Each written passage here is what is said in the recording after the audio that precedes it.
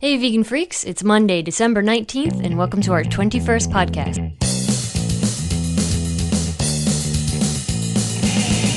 we were kids, the bugs and the birds fascinated us. They were just like us. And we were taught to slam the door. It's not cool to feel too much. But some of us break free. What are you? I'm a vegan freak. That's when you think I'm a vegan freak.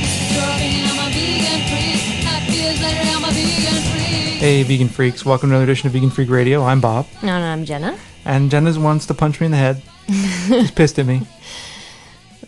I'm not that pissed at you, I'm just slightly perturbed. What are you perturbed about? Just nothing. What are you perturbed about? Just the video thing. Okay. I made Jenna do a video. I mean, she gets so mad at me. You might think I made her do like some sex video or something. I know. I just don't like to be photographed. I don't come out very well in photographs or video. See, that's what you think, but it's not true. Alright, well, we'll You'll see. It's no big deal. I mean, she had to like go do her hair and put on a sweater and all this other stuff. Well, that's because, like, I usually sit here and I'm, like, you know, not showered, and I don't, like, wear makeup, and so I look You never like... wear makeup. I know, so I don't look that great, and so I get very self-conscious. Well, anyway, we're doing the video thing because a couple months ago, Eric at Animal Friendly Life recommended that we maybe think about doing a little video cast, right? So I've been kicking the idea around, and I thought I'd give it a shot. So we have a video up. We have a video feed. We have not created a website for this video feed yet. It's kind of experimental. We may or may not go with it. We may or may not run with it, but figure what the hell. It's worth a shot. So I don't know. I think we need to give that a try. And Jenna's mic is kind of sliding away. There it goes. It's in a good spot now. Okay. Anyway, so we do have a little video feed. We're going to put a link to it in the show notes, and if you go and find it there, it's just a link for the feed. It's not really a website. What you need to do is, if you're in iTunes, you need to go under the advanced menu to subscribe, and then paste in this URL, this link, and you will be able to get all the videos that we have up. Right now, we're going to have 3 videos up by the time this goes on the air, and they're really short. They aren't very, they're much shorter than our shows. So, you know, it's just for fun to see what we can do. If you have videos you want to send us and they're vegan related, we would love to put them up. So you could send us a video. You can send it to bob.torres@bobtorres.org. So you can send me there as many as 50 megabytes there. And if you have something bigger than that, we can talk. Okay, cool. Okay, so that's our video feed. But also, we need to do some shout outs because I fucked up. You forgot people. I'm I need to apologize first and foremost because I put these emails aside into a separate box. This is part of my new email management system, which we can now see has failed miserably. I put aside a couple emails into a box where I thought I would get to them very quickly, but in fact, I forgot about the box and put them on the side, and I'm a knucklehead. I didn't realize until I opened a mail up on the laptop today to look at a voicemail that I was like, shit, I had those emails, I forgot. Smacking myself in the head. You probably just heard me do it. So, with that in mind, I really, first off, need to apologize to these 3 people and say to them, I will get to you. I always write to everyone personally who has sent, donated to us, or anyone who writes to us. I try to write back, or one of us tries to write back to you personally. So we need to give a quick shout out to Jeff Gunn, Renee Barker, and Sanford Knight, all for their generous donations to the show. Those donations help us tremendously to keep the show on the air, to keep all the archives up, and to keep everything going. I mean, and they help us with other kinds of incidental costs that we run into while we're producing the show. So thank you for that. I will write to each of you individually, and if you didn't give me your addresses, please do, because we will send out over the coming, about in the next month or so, we'll send out a little package to all the donators. Yeah, we'll get to it eventually. So we really appreciate that, because also the other thing is that the donations help us keep the show kind of sponsorship free, which is really important to us. We think that if we don't have to rely on sponsors, we can generally do whatever we want. So that helps us keep a level of independence here. Mm-hmm. We also need to thank Ryan, or Lays, or whatever you want to call him, from VegBlog. He also has a tremendous podcast called Addict Beats at addictbeats.com. He also donated some cash to us, and we really appreciate that. It comes in very handy, especially with all the costs we have coming up. And we appreciate that. You should definitely go check out his podcast at addictbeats.com. It's an amazing show. He plays some of the most eclectic music anywhere, and he's got some great, my personal favorite shows are the hip-hop shows. He has some really good hip-hop shows. Very cool, yes. So the ladies' hip-hop shows really take it. But all the shows are good. Maybe with the exception of, wasn't there one like The Worst Stuff I Own? There was one of those shows. There was even one that had throat singing on it that was pretty good too. Yeah, it was really cool. That was kick-ass. So thank you all so much. And for those of you that have emailed me and I haven't written you back yet, it isn't that I'm ignoring you. I will get to you, I promise. So I appreciate it. Yeah, definitely. So, Go ahead. You apparently had two other... we just need to thank Lane and Daria for sending us cool stuff, and thank you so much. You're very generous. It was such a nice surprise today to get packages in the mail. I know. We got both of them today. It was so cool. So we really appreciate it. Thank you so much, Lane, and thank you so much, Daria. That is so cool. We love it. And man, that it was just like warmed my black little heart. It did. Yeah. It made me feel really nice. And we'll definitely get good use out of all the things that you sent us. Yes, thank you so much. It's so cool. And do we have anybody else to thank? I don't know. You tell me. I think that's it. All right. I so, hope. So what are we doing? I don't know. Well, we got a couple of voicemails to talk about eventually. Yeah. And then we're going to play some music, and then I think we're going to do our interview with Eric at An Animal Friendly Life. Okay. So, and I think that's it for this week. Fine. Okay. The poor dog. He's out of it. We had to take the dog to the vet today. We did indeed. He had an ear infection and it became ulcerated. Yeah. And so the vet had to knock him out. No, not knock him out. They had to sedate him, and in order to clean his ears so that he didn't kind of go completely bonkers. So the dog's all sedated right now. He's kind of like melted chocolate. He is. And he's as a result, we get a lot of freedom today True. because he's being pretty good. But Yeah, I feel bad. Yeah. He's looking a little droopy. Yeah. Apparently our doggy has allergies. He's got allergies. He's a very allergic dog. Yeah. So he is, but he's got it all cleaned up now. He got his ears cleaned out. He's got his claws trimmed. He even got his anal sacs emptied. Yum. I love to empty my anal sac. Yeah, the vet did empty out his anal sacs, which meant he smelled really good for the whole ride home. Oh yeah. Nothing like having a rotten fish in the back seat. Oh yeah. Yeah. So gross. Anyway. So you had to bring that up. I don't know why. Well, because it's disgusting. Well, speaking of rotten fish, there was a segment on NPR this weekend that I want to talk about. Okay. I was going to play it, but Jenna's afraid that the NPR police will come after us and sue us. Well, I just don't know what the rules are for that kind of thing. We violate the rules routinely by playing music that we have no license to Yeah, play. I know. And we just pray that the people who, that either it falls under fair use, which I'm sure it doesn't, or that the people out there whose music we're playing are low-key enough not to care, or are just not that, not listening. And I hope no one turns us in. But anyway, yeah, NPR had this segment on, and it was by their food writer, critic, whatever the hell her name is, I don't know. And the segment basically was about Icelandic food. And Icelandic food includes things like, I don't know, rotten shark and lamb and all kinds of butter and all kinds of crap like this. And apparently it's making some kind of foodie comeback, because the food, about foodies. I don't know if you have them. I know that there are foodies in the UK. I would bet there are foodies in Australia. I bet there are foodies everywhere. Mm-hmm. And what I mean is these like bourgeois types who like to eat really expensive, really exotic, really strange food, and they get their jollies out of it. Mm-hmm. And I'm like, good, enjoy it, go away, just get the hell out of my face.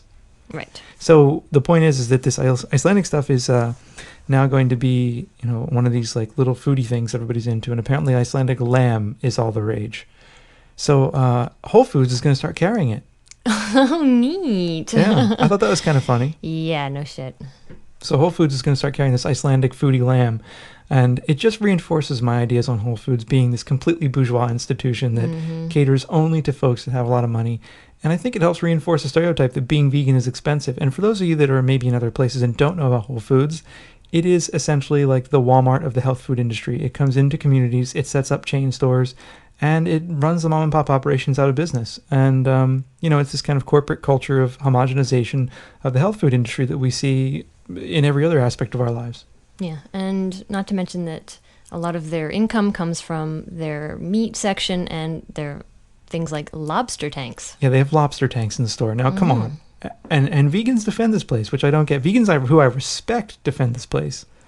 Yeah, and while they make it quite easy to, get a lot of your vegan goodies and organic vegetables that they don't give you much of a choice, I guess, if they're running out the mom and pop operations for one thing, and it's all built on the money that they're making off of suffering.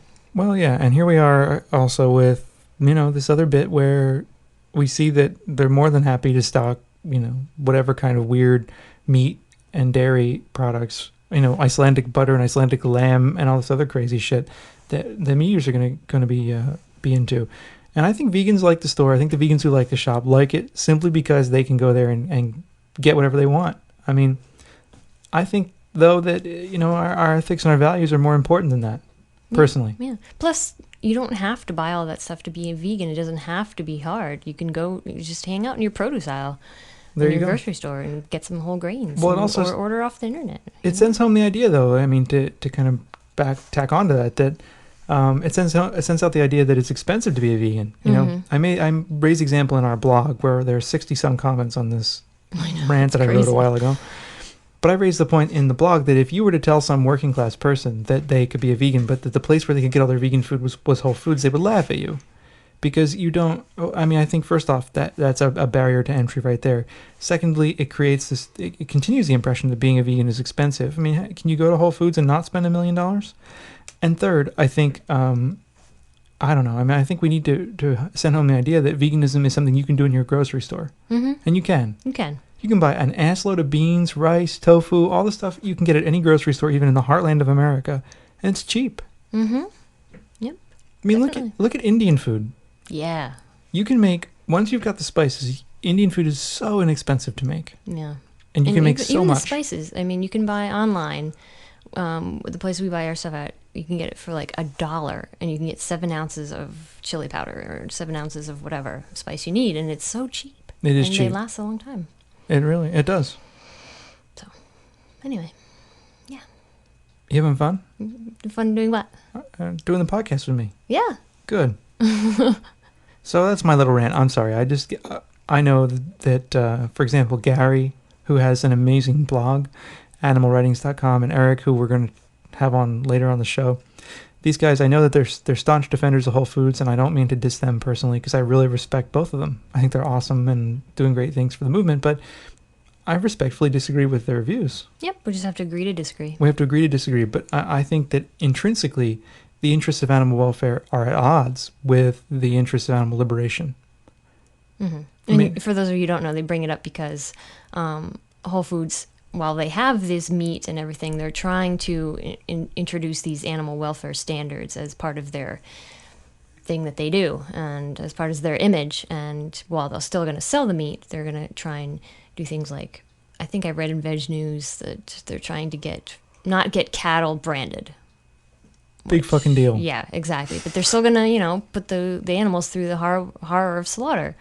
I mean, is it really going to help? I think it helps. I mean, I think any reduction in suffering is good, but I still think it boils down to the fact that, it's still a form of slavery when it comes down to it at the end of the day. It's still, the worst part of the whole thing is still there. I mean, it's essentially reforming a system that is inherently problematic and inherently hierarchical, inherently corrupt. What you said. What I mean. And I think that what we're doing is turning animals into profit. We're turning animals into profit centers, and as long as we keep doing that, as long as we keep seeing animals as this place where we can generate more cash and more money, we're going to keep doing that. And I think that that's what Whole Foods continues to do, and I think they could sell everything vegan for now until eternity, but I still think it's a problem. One other point, and then I swear we'll move on. Okay. Because I don't want to bore people, but I raised this example on my blog entry. One of the comments. I said, let's say that I started a business, and the business was able to provide very, very inexpensive vegan food to people all over the country, right? And in some places, maybe we give it away. Maybe, there are poor folks will give away vegan food. There's a catch, though. And the catch is this, is that in order for me to run the vegan business at such a low, for such little profit, I have to sell 10,000 fur coats a year. Is that okay? No. Well, I don't think so, but my point is that if you can say no to if you can say no to my hypothetical, if you can say my hypothetical isn't right, well then why is the Whole Foods hypothetical okay? I mean, in other words, this is the kind of comparison that gets set up, is that we look at Whole Foods as okay, right? They're going to sell meat and it's all right, because they provide a lot of vegan food. Well then why isn't my hypothetical okay? Is it not okay because we're repulsed by fur? No one on this planet needs fur, or, well, animals need the fur to live, but no humans on this planet need the fur of another animal to live. No humans on this planet need the meat of another animal to live. So my point is that, these two things are, I think that they're comparable hypotheticals, except that we're more repulsed by one than the other, and I don't think we should be. I agree. Now I'm going to breathe. Okay, good. You done ranting now? I'm done ranting. Okay. No, it's not a bad thing. I'm just... Okay, well. Yeah. This is what you're paying the money for, right? Right. Because most of you haven't paid any money, so, you get what you pay for. No, I'm just teasing around. So, yeah, Whole Foods. I'll stop ranting about them. I just get pissed about Mackie, too, the CEO who pretends like, that he's doing great things for veganism. Yeah, I know. And he's always held up on a pedestal by a lot of vegan magazines and organizations and everything. He is, too. I mean, he was in Veg News. Mm-hmm. He was in, I don't know where else. Mostly Veg News. I think I saw him in Veg News. Yeah, CEO of the year. CEO of the year. Because he happens to be vegan, and he happens to sell vegan things in his store. Well, however. Big fucking deal. I mean, Yeah. If he were a vegan CEO of Shell Oil, would we still be backing him as CEO of the year? I don't know. I don't know. They did similar like Steve Jobs. Well, there you go. He's a vegan. He's a vegan, and he supplies us all with iPods that we can listen to our podcasts on. And I got to tell you, without the Apple products, there would be no podcast here. Yeah. So there you go. Because all we have are Apple computers. But anyway, so let's move on. Okay. So I can stop ranting and raving. Okay. I'm done. Okay. Good. Don't be mad at Bob. I'm not. I know you're not. I'm talking to everybody out there. Oh yeah. So if you like Whole Foods, which I know a lot of you do, It's cool. It's Whatever. cool, but we just agree to disagree. Well, that's the beauty of our our forums and our blog and all that is like we disagree a lot of times, but the nice thing is that a lot of times, like 99 out of 100 times, we talk about it reasonably. I also think I think it's fine to shop at Whole Foods. Actually, I just don't think that you need to I don't think that there's any reason to wrap it in complex justifications about veganism. I shop at stores that sell meat. Yeah, I mean most of us do.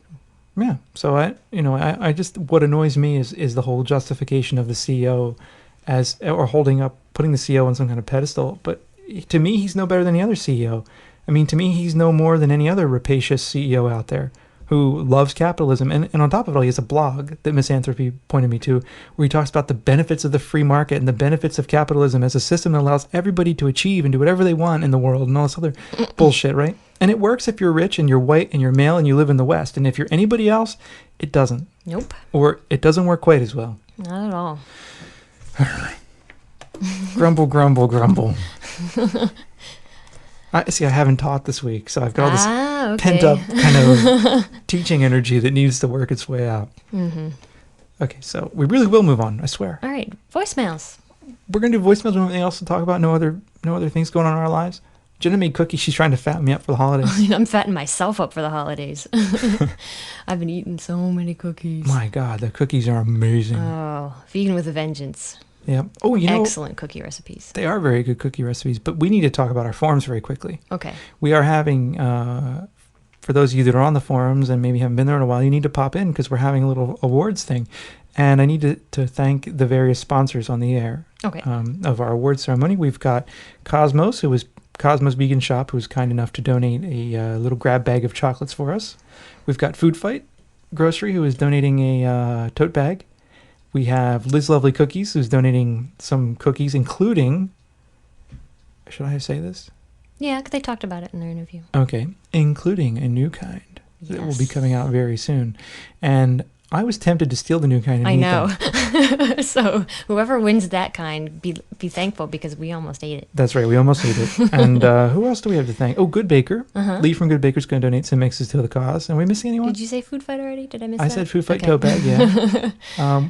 Bob Pyle sent us a CD that we're going to, for review, that we're going to give away. I hope he's okay with that. We also were sent a copy of Isa's book by Her Press that we're going to give away because we have like 3 copies already. And we're going to give away a couple copies of our book and some buttons. So we want to thank the folks who are involved with that. Also, we think, Cosmos, Food Fight, Good Baker, Liz Lovely, all amazing vegan businesses, all places where you should go and spend some money. Shop, shop, shop. It's not too late for Christmas See, shopping. I was just dissing capitalism, but this is the kind of capitalism we need, though. Yeah, Because these are businesses that are run by people who have ethical consistency. they do. You know, we don't have, for example, you know, Ken and Lee from Cosmos aren't out slaughtering animals and justifying it as a way to keep their business open. No, and you know that they're going to go spend their money on vegan stuff. Fuck yeah, they are. Unlike Mackie, who's probably going to go buy Kobe beef. He probably eats beef, and he's probably a closet carnivore. He probably does the vegan thing for marketing reasons. He's a fucking clown. Okay. I'm just kidding. I don't know him. I can't say he's a clown. That is parody, by the way, therefore protected by the First Amendment. And if you sue me, I have nothing. So you can come after me if you want. You can get, I don't know, you get a little bit of, you get my books. That's about all I have in terms of capital. All right, so voicemails? Mm-hmm. Should we move on to voicemails? Mm-hmm. Okay. Well, we need to talk about our production schedule, though. We didn't talk about that. Okay. See, we're flying without an outline this week. Usually we have an outline, but we're very busy this week. Yeah, we have grading and Christmas shopping and baking, and now I got to figure out what the hell we're going to eat on Christmas Eve. Oh, yeah, because we're going to... Well, that's nice of your parents that they're going to do a Christmas, vegan Christmas Eve with us. Yes, it's really nice, but it's a lot of pressure. It is because Can't handle the pressure. your parents are carnivores. And it's not just my parents who are going to be there. Your grandma. My grandmother and my sister and her husband. And so now we have a lot of people to feed. And I don't know what to make. It's like a lot of pressure to prove to people that vegan food is good. So maybe we should just like go eat at a Chinese restaurant. Anyway. Oh, no. So, but production schedule, because next Sunday, when we usually do our podcast, is Christmas. We're not going to be recording on So Christmas. we're not going to be recording on Christmas. Because we're not going to be home. We're not going to be back. We're going out of town. We're not going to be back for a while, so... So we're going to have to either just We'll skip just a push week. it. No, we're or- not going to skip. No, we'll just push it back to like Wednesday. We're going to push it back. Sorry, So Eric. we'll have it out later. Why you reply? Eric. Yeah. Eric at Animal Friendly Life. Eric gets kind of uptight Sorry. about the times of podcast We going. don't want, we seriously are not trying to Jones in on your schedule where you're just, we've got holidays to deal with here. But the thing is that the beauty of podcasting is it's time shifted media. Mhm. You know, it's a time shifted medium. You can listen to it. You never listen to it when it's made, not on ours. You listen to it at your leisure, and you fast forward through the bits that are boring, like right now maybe. And if I know some of you fast forward through our music, that's fine. We understand. Hardcore is not for everybody. But that's the beauty of it. It's time shifted media. We'll have it out next week as soon as we can. Probably Thursday, I'm guessing. We'll have something out. Yeah, that sounds about right. So you'll get two podcasts kind of close together rather than spread out. Okay. Or maybe we should skip a week. I We'll don't let you know. Yeah, we got some interviews coming up. We talked to Liz and Dan from Liz Lovely. Yep. And we talked to Josh from Herbivore Magazine. That was a funny interview. Yeah. So we got a couple cool interviews lined up. So Now, if Josh is listening, I want my video, man. You're supposed to send me video. Yeah. You'll hear. So we'll get that out soon, okay? Yep. All right, so should we move on to voicemail? Mm-hmm. Okay. Time once again for some vegan freak voicemail. Maybe we'll hear from a hot chick. Or a choice male. Callers make us happy and help us keep our sanity. Even if all they wanna do is fucking complain about the shitload of profanity. Hi, Bob and Jenna. It's Jeff in Toronto. I hope you don't think of me as here asking shamelessly for a free plug, but in effect, that's what I'm doing. You see, over the last couple of days, I've come across several important anti-vivisection petitions on the net, and what I've done is I've posted them on my own blog site. And I thought, rather than go into the long details of what the petitions are about and the long, complicated addresses, I would just give you my blog site address, and maybe you can pass it along. And I just realized I probably missed the recording of your podcast for this week, but maybe you can include it in next week's podcast and put it on your site in the meantime. So anyways, the address is fourthtime.blogspot.com. That's numeral 4, THTIME, randomness.blogspot.com. And by all means, feel free to check out my related site, which is linked on it as well. And maybe it's not such a shameless request for a plug after all, because I've been including a link to you people for a long time on it, because I think you're really great. Okay, bye for now. Keep up the good work. Okay. Thanks, Jeff. Yeah, Jeff. And you don't need to worry about being shameless, man. If you're doing an anti-vivisection stuff on your site, that's awesome, and we Yeah. appreciate the links. Yeah. And speaking of links and stuff and things we appreciate all the votes at Podcast Alley. I haven't. Let's see, where are we at? Go ahead, keep talking. Okay. So, speaking of, yes, shameless plugs.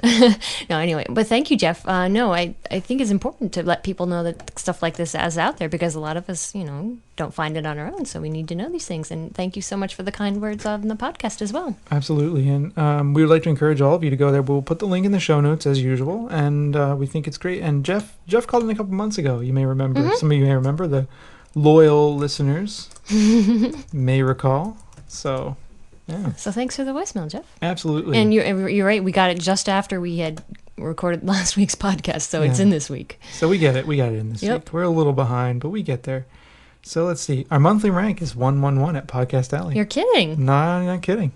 111. Wow. So we've got 34 votes, and I think if we got a couple more votes, we could actually climb a little higher The in top the 100? That'd be really cool to break, That's awesome. to get into the double digits. So if we get a couple more votes at Podcast Alley, that would be so cool if we could Yes, break and in. they reset every month, so. Yeah, they reset every month, so we're coming up on, if you get in there, we can maybe move up a little bit, and that'd be really helpful, because I think it's cool. I think it helps people learn about the podcast, learn about veganism, vegetarianism, and Yeah. all that. Excellent. So thank you so much to all of you who voted out there, and thanks for that voicemail, Jeff.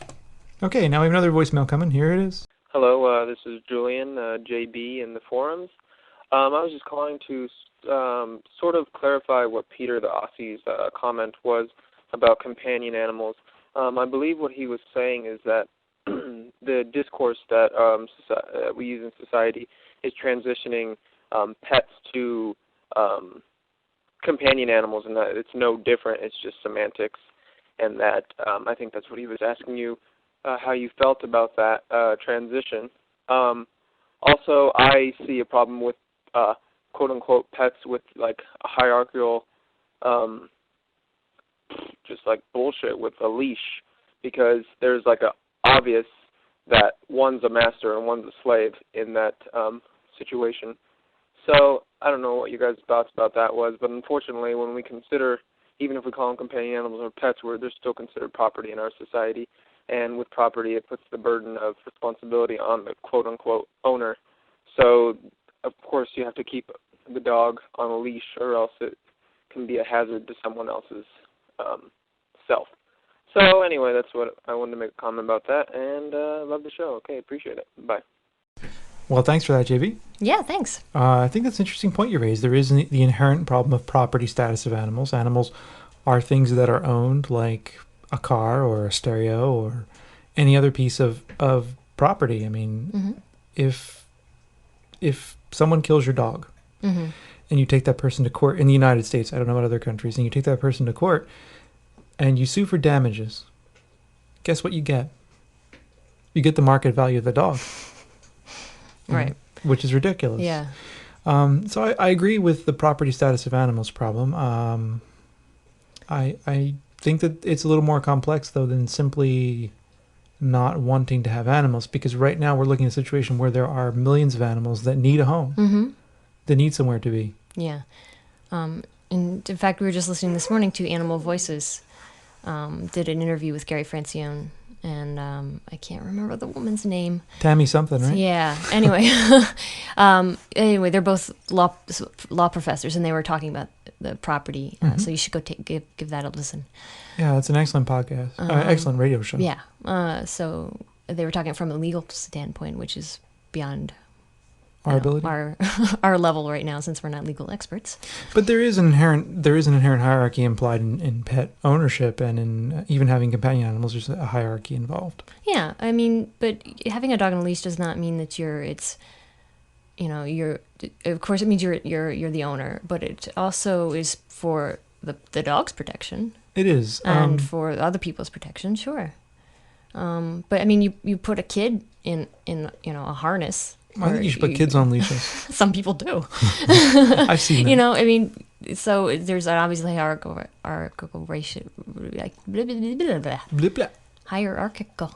I also think it's important to remember that companion animals are an important step, or important ambassadors for veganism. They're important ambassadors for the rest of their kind, so to speak. I don't know if I'm making myself clear. Yeah, but I think what you said at the beginning about companion animal just being semantics. At this point, it is. Of course. Oh yeah, and I think we need to we do need to see it move into a more direction of them being seen more as family members, something you adopt. I mean, a lot of people see them that way, but we need to get that out there more. I think it would help a lot.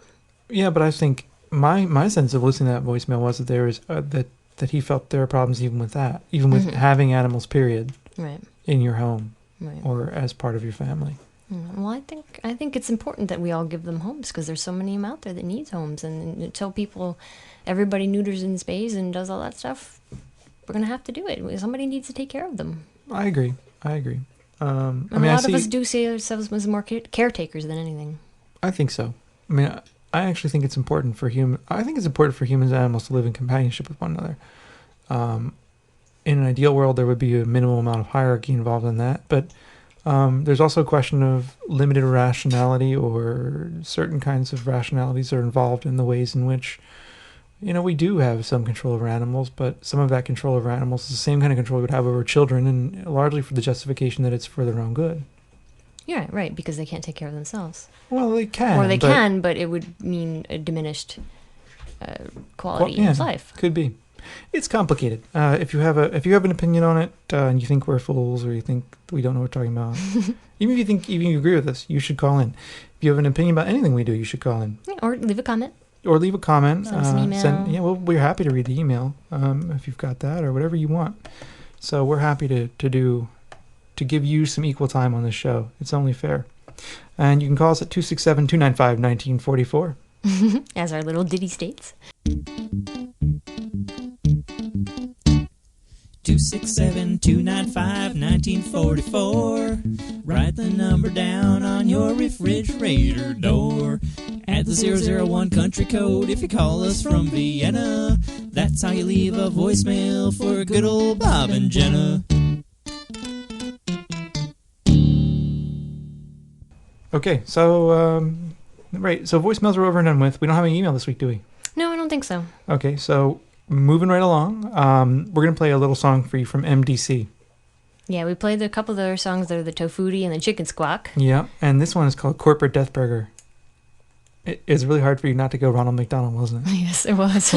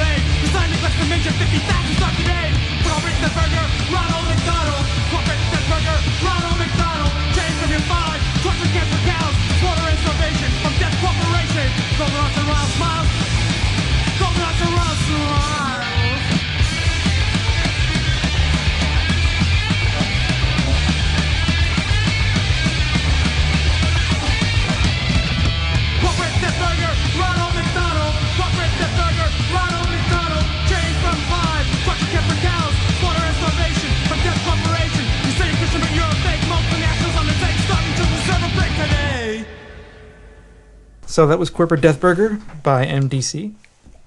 And I hear they're coming out with something new. Excellent. And we're going to talk to them. I think at some point we're going to try to. Sweet. Yeah, we're also going to talk to Propaganda at some point soon. Yeah. Hopefully after Christmas at some point. Yes, I forget the date. Vipka told me. But okay, cool. Yeah, it's in my email. Okay. No. Scary, no. Okay, so what we have coming up next is we like to talk to various people out there in the vegan world, people who run websites, people who run businesses. We just like to get a sample on who's out there doing vegan stuff, because we think that the movement is quite big, and it's important to talk to people who are out there and get different opinions and viewpoints. Sure, and everybody has a different path to how they got to veganism or how they got to their activism, and everybody's activism takes a different form. So I think it's important for people to realize that there's a lot of different variety of things out there. And so for this one, we've talked to Eric at An Animal Friendly Life, who does a podcast as well. Mm-hmm. We talked to Eric about his activism, his site, his podcast, his life, and his documentary film. Yeah. And we recorded this interview a week ago. Mm-hmm. And so, I don't know. I think we had a really interesting conversation. We had an amazing conversation with Eric. So we hope you'll enjoy this interview. And we apologize in advance that the audio quality isn't the top. Yeah, we were having some problems with Skype. I don't know why. Skype was really weird that day. It was like very soft. I couldn't get the volume up high enough on it. So you might hear some distortion because I'm going to have to play with the volume. I play with the volume in post-production. But you'll live. Mm-hmm. You'll live. Believe me. So anyway, here's our interview with Eric. Hope you enjoy it, and talk to you in a few minutes. All right, we're here talking with Eric from An Animal Friendly Life, both a webpage and a blog and a podcast. And so welcome, Eric. Thank you. Good to be here. At home. Yeah, so we've got him over Skype, so it's nice. It's kind of like he's in the room almost. So almost. Not as warm and fuzzy. And it's probably a lot warmer where you are than where we are. A little bit, yeah. It's very cold here. Oh. But maybe we could begin by you could just tell those of us those folks in our audience who don't know about your site and podcasts and things, like maybe you just give them a little bit of background as to the kinds of stuff you do. Yeah. Well, okay. The site itself came out of some research for a project I'm working on. I'm a filmmaker in Los Angeles, and I was doing a lot of research for a documentary, which we can talk about later. And in doing that research, I was just amazed. It was like opening up Pandora's box or something. It was like going through the, like Alice, And I basically couldn't believe that every single day there was more news stories than I could even personally cover, and searching the web. And so I decided at a certain point, other than just, saving some of these particular articles that were helpful to the documentary, to start sharing them with everyone in the movement that might not have the time or the interest to do that, since I was doing it anyway. And then I started commenting on it. So where was I? Oh yeah, so basically as I was posting the articles, I thought, well, I should put some links up because I've got a vast amount of links over the years, and it ended up becoming a full-on site. And of course, I have a lot of opinions, so I commented on a lot of the stories that I was putting up, and it basically become like a real blog. And that's where that came from. And podcasting, I don't know, there's been a real big upsurge of that, huh? It seems like we all kind of got started at the same time. Eric Marcus, that is, was the pioneer there, but you guys and I think almost the same number of podcasts, roughly, so we got started roughly around the same time, right? Yeah, we did. I'm pretty sure. Yeah, totally independent of each other. So there's something in the air or in the water, perhaps. But it's great, it seems like there's a real push out there to use the internet and media to, the alternate media to try and get that message out there. So I'm glad to be a part of that. Cool. I think your podcast is great because it does a nice review of the news, and then the commentary is really good too. So it alerts me to all kinds of news sources that and stories I've never would have found otherwise. Thanks. Yeah, I'm a compulsive researcher. Yeah, I can tell. You're always posting links. Yeah. How long have you been blogging for? This blog has only been up since the past summer. But I've already got like 500 some odd posts up there. It's a little crazy. I'm trying to actually cut back. There was one phase where I was posting almost like every animal cruelty story I read, and I realized, you know what? 5 or 6 animal cruelty stories come up every day. And by these, I mean, dogs and cats and so forth that have been abused, either in domestic violence disputes or people leaving their dogs chained up outside and not feeding them. And I realized at a certain point, there's nothing more you can say about it. And it's very depressing to the readers. You're not adding anything new to their, vast knowledge of animal issues. So you just got to kind of stop posting those. But it still goes on, and that's where I get a little frustrated because I'm thrilled to be able to put the new stuff out there and as stories develop to post on that. But there's still just such a tremendous amount of animal suffering going on that, awareness at a certain point doesn't feel like it's enough. Mm-hmm. And because we're aware. Right. Yeah. Now what? And how long So- how long have you been vegan for? I've been vegan since April 20th, 2002. So what is that? That's a little over, that's almost 3.5 years, I guess. That's great. So, yeah, not forever or anything, but I went vegan overnight, and sometimes I guess we overnighters tend to be a little more zealous about it or something. I don't know. It's kind of how we did it. Yep. Yeah, I'm a big fan of that method. You know, when I was reading T. Colin Campbell's book, The China Study, which you guys have talked about, I really, I didn't think about the reasons why I did it. I just knew that I couldn't do it anymore. For me, it was a psychological thing. I could not, once I knew, eat anything that came from an animal again. But the other argument that he put forward, that you're giving certain foods power over you, has, as I've thought about it more, become really quite smart. Because if you're continuing to eat, say, cheese, because it's the hardest thing for you to give up, it's always going to be the hardest thing for you to give up, because you're all constantly comparing real cheese to, let's say you try fake cheese, and it's never going to be good enough. But if you just say, I'm never eating cheese again, then you just sort of get used to it. I completely agree.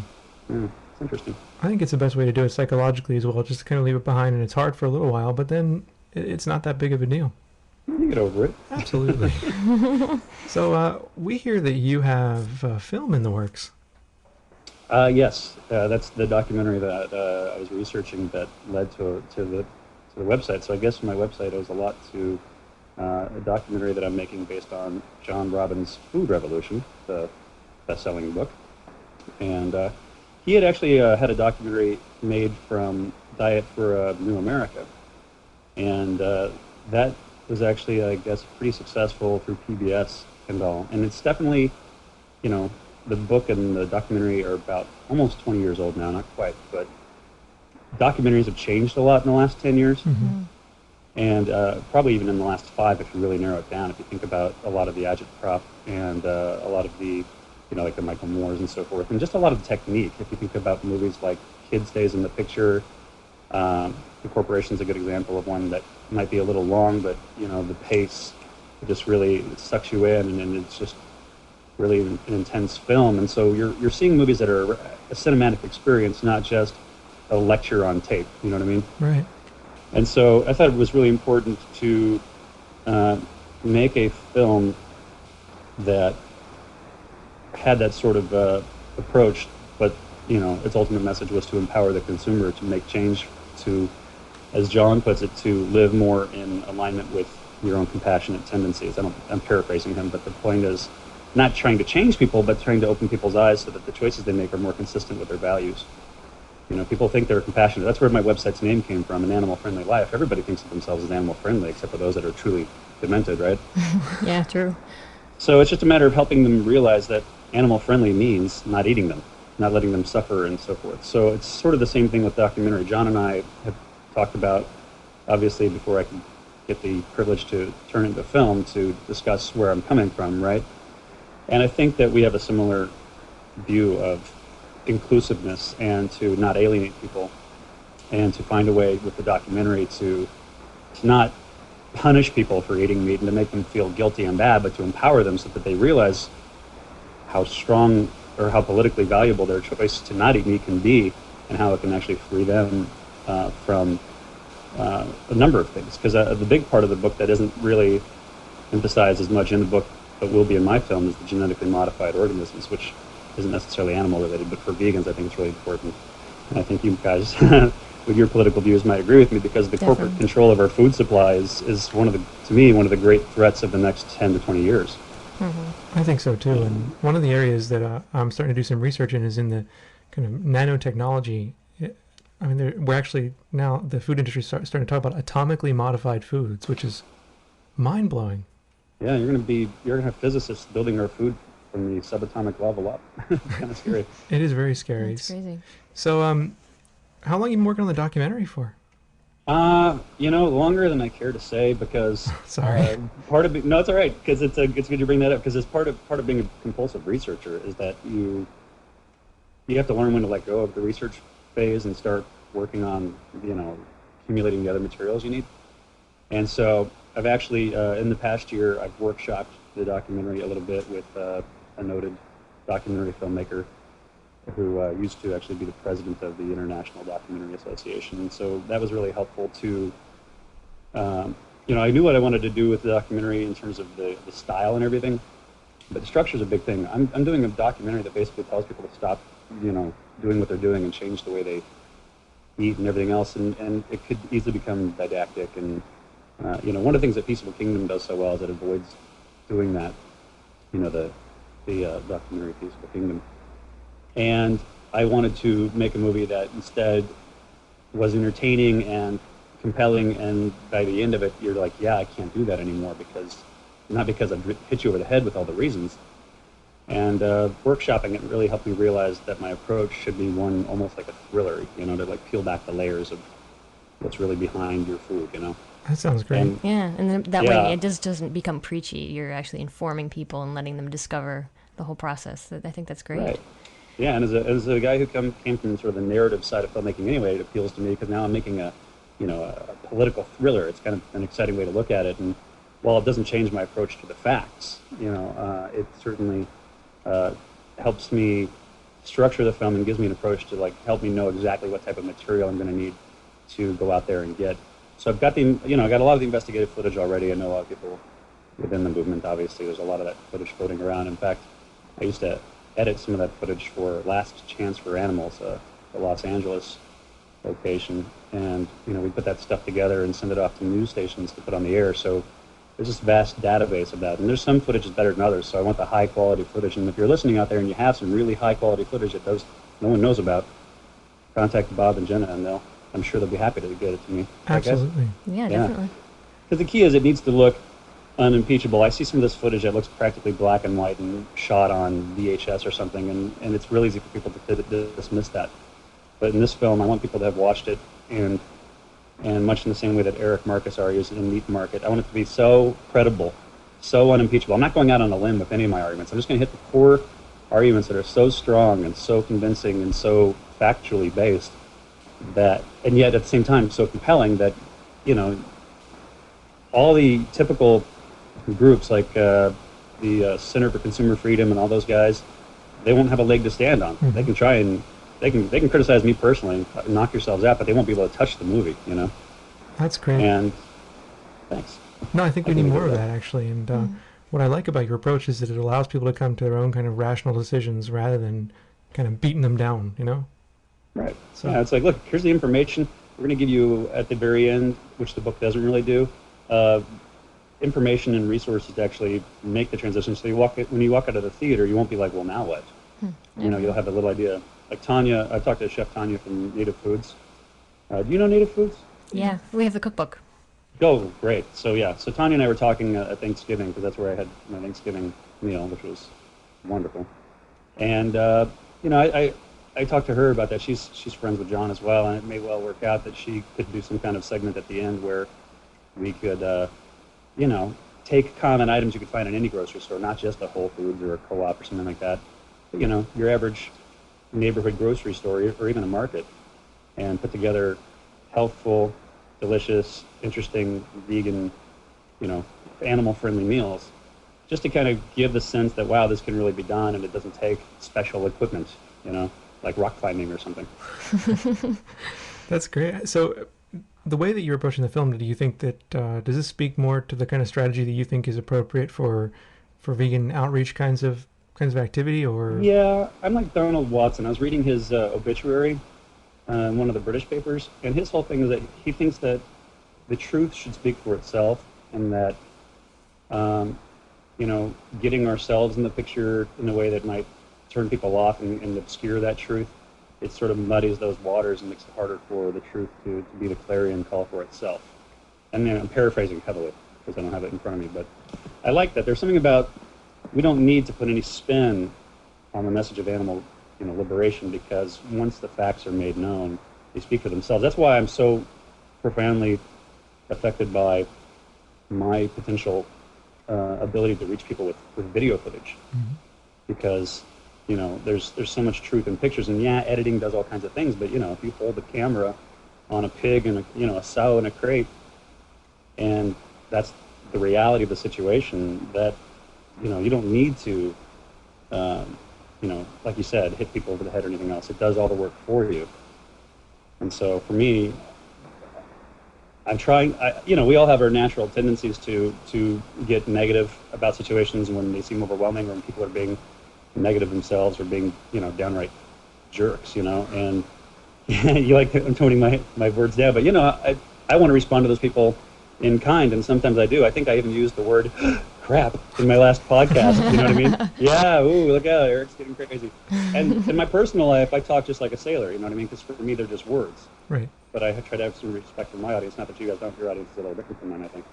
But well, it's in the name, vegan freaks. You're saying, look, it's okay to be different and strange, and we embrace that and come on in.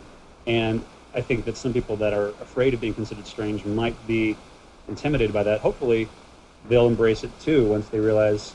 I think some people are afraid of being nonconformists. I think a lot of Whereas, people are. Yeah, and yeah, we hear it's just that. intimidating. Yeah, we hear that a lot actually from a few people who. That's one of the reasons that they don't want to become vegan, is because they're afraid of upsetting people or being that nonconformist in their day-to-day lives. So, yeah, we definitely have different audiences and different approaches, but I think having a wide variety of angles out there is very important. Super important, because everybody's different, and if we think one aspect of the movement's going to do it for everybody, then we're sadly mistaken. I completely agree. I mean, one of the things I like about your approach, though, is that I think particularly for reaching younger people, visual media are really important, and I think we're looking at a very visual kind of generation. I don't want to sound too kind of pointy-headed here, but when I teach... That's okay, I'm pointy-headed. But when I teach, I find visual media are really far more effective than books and anything like that. Mm-hmm. And I think... talking can be like sonic wallpaper. People kind of tune you out, and it's like this nice, relaxing drone going on in the background so they can sleep in your classroom, right? Not in my classroom, man. Nobody sleeps in my classroom. No, of course not. Never. But when you put on the video, they sit at the edge of their seats, right? Because now they want to see what you got to show them. Absolutely. So I think that the video approach is really intelligent and a great way to reach people. And I've used both the Witness and Peaceable Kingdom in classes I've taught to great effect, actually. And I would really welcome another excellent video like yours. Well, I'll work on that. And can I just say how great it is that you are using your position in that kind of authority in a school to reach younger people and to, while they're still forming their opinions, to get them to consider this stuff. That's great. Well, thanks. I'm trying. If I had somebody in college do that, I probably would have been extremely receptive to it. I must have been out of college, a few years before I even considered veganism. It's kind of funny. I actually saw a link at a screenwriting message board in somebody's, underneath people's avatars. Some sites let you put links under there. Mm-hmm. They had one that said "moo." I'm like, that's kind of bizarre. And seeing as how it was kind of a lazy Saturday, I decided to click on it and see where it led. And down the rabbit hole I went. And and that's it. That was my awakening of vegan. Going through that link and seeing all the different, it opened up an entire world to me that I would have been probably receptive to in college as well. And I just think of all the years that I could have been not eating animals. And while it's getting easier than ever these past few years, I was in Los Angeles at the time. It still would have been relatively easy. So, so what you're doing, I think, is critical as well. And I think that the animal law programs that people like Bob Barker have helped set up around the country and all these other institutions, I think they are a big part of what's going to be happening in the next 20 years as these students get out of school and into the real world, and they take on. Not all of them are going to necessarily become animal lawyers. Some of them are going to go on to have, quote unquote, normal jobs, but they're all going to be, they're going to have a different view of animals, not as property necessarily, but as their own sentient, subjects of a life, as Tom Reagan would put it. So, I think that kind of awareness and education is just going to change a society when enough people come through that. So I'm a big fan of liberal universities being institutions for children to grow up and to become more liberal. Well, that's I think the Republicans are upset about that, and I'm more than happy that they are.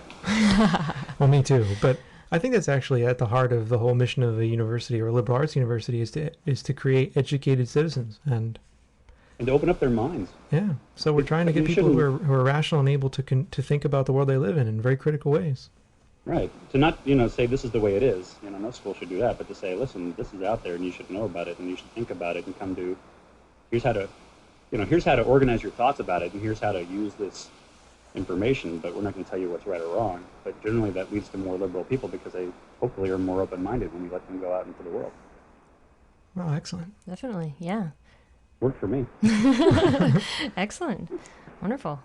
Well, is there anything else you'd like to say before we call it quits? Well, yeah, I'd like to say that, I don't think everybody needs to become a filmmaker or to start their own website, although it seems like there's a lot of us these days, which is great. But at a certain point, I worry that these take a lot of time, I mean, I don't know how many hours you guys put in the years, but one thing I'm going to probably have to do as I start more actively to shoot material for my documentary is to scale back a little bit on my activities producing the site. Like, I'm not going to disappear, but I'm not going to be posting 8 stories a day either, And I think about us, and I think about the people that listen to us, and hopefully the people we will eventually reach. And I'd like to keep finding ways to motivate people to do more than just to be vegan, which is a huge step. But I think all of us at one point, after we became vegan, most of us podcasters, I think that's one reason why we podcast, is it's a form of activism, that we continue to evolve ourselves and others who become vegan into the activist fold and to find ways to get involved, whether it's locally with, there's so many groups, there's thousands of them that they can become involved with as volunteers and maybe eventually even help run, because a lot of these grassroots organizations, that's how it works. You work your way up from stuffing envelopes to running the campaigns program, and to communicate with each other. I think the internet's a huge part of the movement that's not really being harnessed. It's not good enough just to send out e-newsletters and to ask for money once in a while. We really need to build community and exchange ideas, which will help challenge our focus and help us determine what areas we really do need to be focusing on, where the money needs to go, where our energy is best spent, where are the weaknesses. Mm-hmm. I think books like Meat Market help stimulate discussions like that, so we can say, well, yeah, the school lunch program is vulnerable. What are we going to do about it? And I don't think that you need to have some, broader ambition than to create change at a local level, because as they say, think globally, act locally, right? Mm-hmm.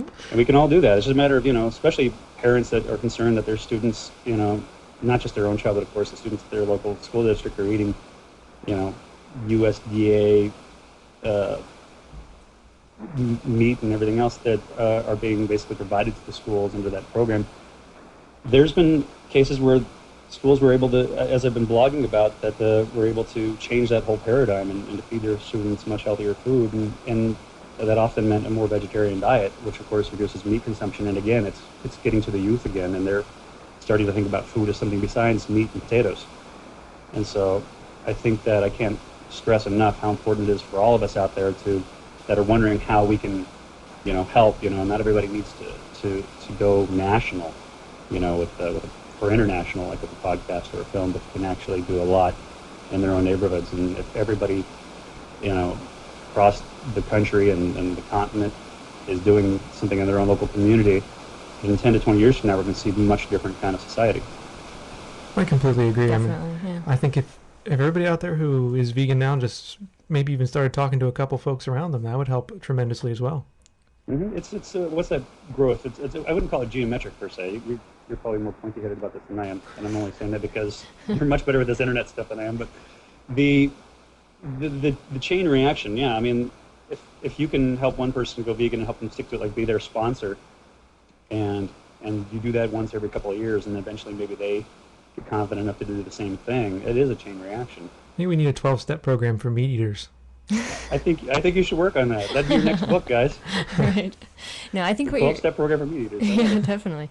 I think what you've been saying is extremely important, and I used to be kind of scared off by the word activism because I'm not one for like standing around with signs and protesting, because that's what I would stereotypically think of as activism. But I realize it's really more using your strengths to get the word out there or to do something that's important to you. And like you said, there's so many different ways that people can do it, and you use your strengths as a filmmaker and doing your podcast to do that. And we do, we chose to write a book and to do our podcast is what things that we are really interested in doing. And I think people just need to recognize that everybody has their own strengths, and just by being a vegan mentor, like we've been saying, is one way that you can just get the word out there.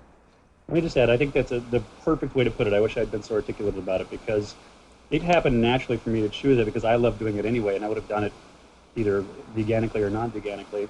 I've made films, but now I can use that to be, to spread a vegan activist message. Because, yeah, I was scared of the whole signs and getting in people's faces and stuff too. Because to me, as a mainstream person in the world, before I went vegan, those people freaked me out. It's like what because lack of understanding. Now that I've met some of them, I'm a little less scared by most of them. There's still a couple people that make me nervous, but, but I feel like you've just hit the nail on the head. Everybody's got their own special. Yes, I've worked in radio, so for me it was natural to do podcasts. As a filmmaker, it made sense to do a movie.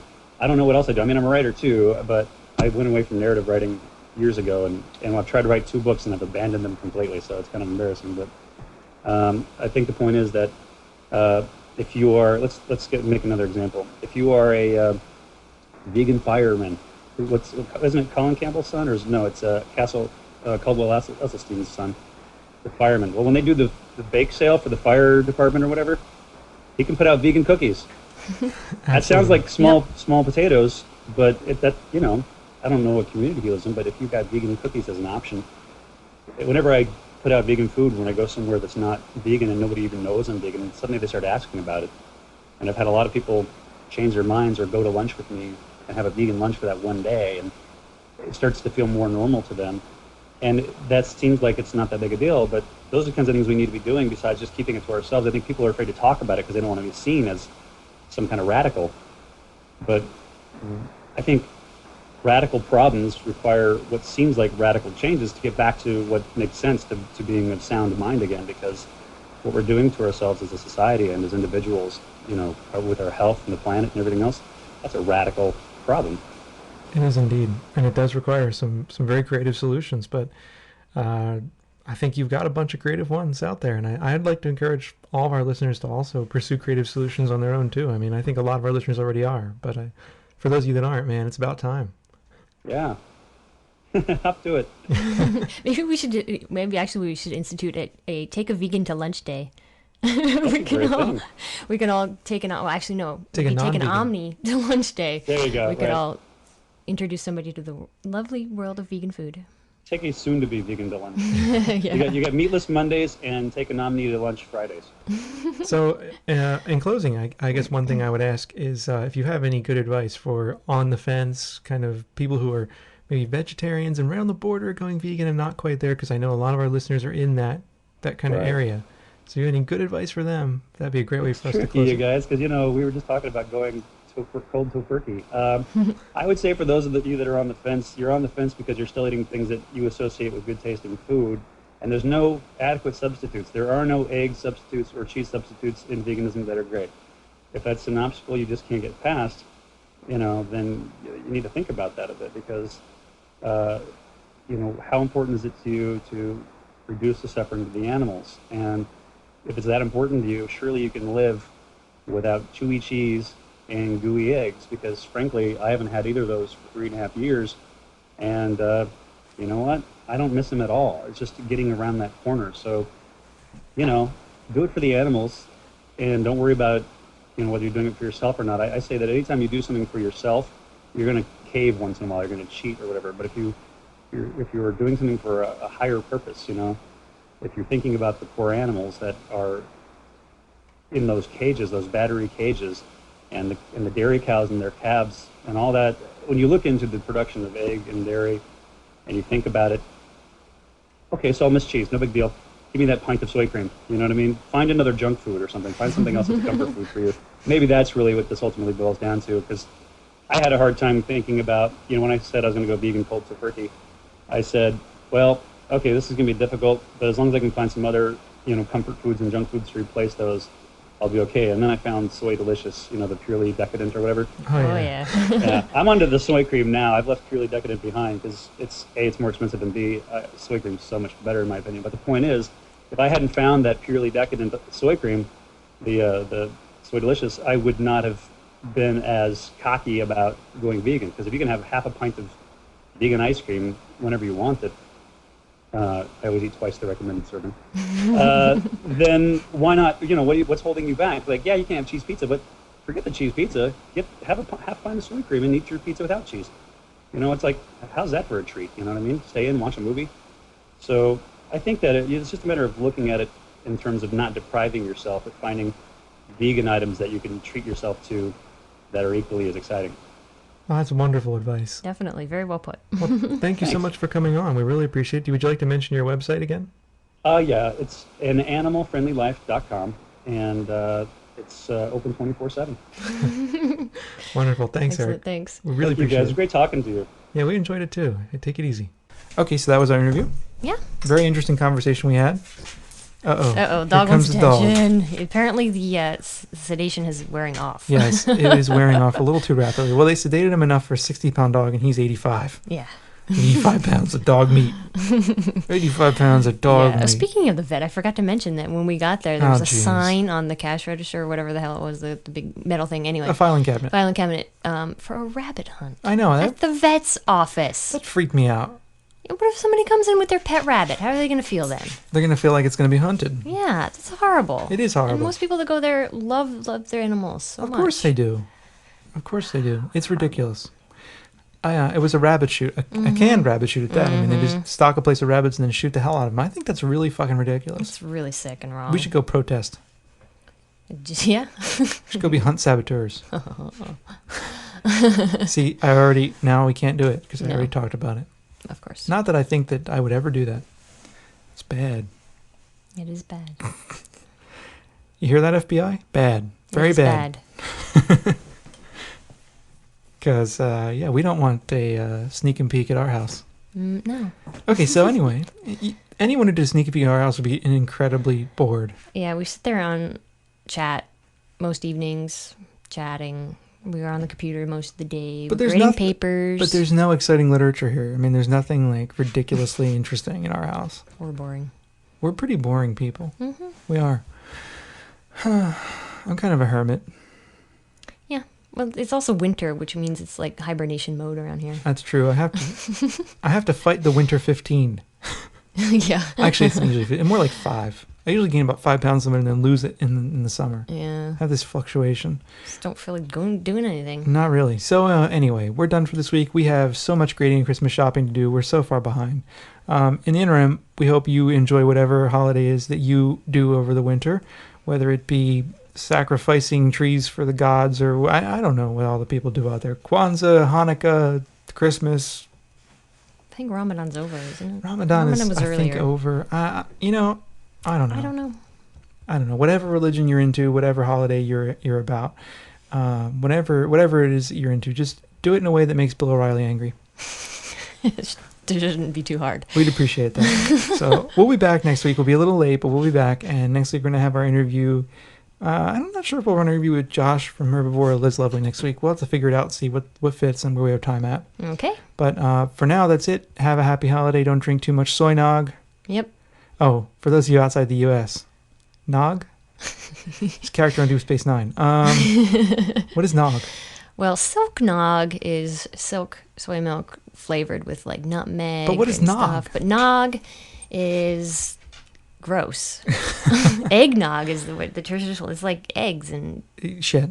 stuff and It's rum gross, usually, yeah. which is what people go for. But it's nasty. So just take a little silk nog and add some rum. It's really tasty.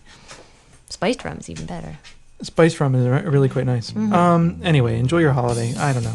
And good luck surviving yet another holiday. We'll be back in late December. Yeah. Happy holidays, everyone. All right, bye.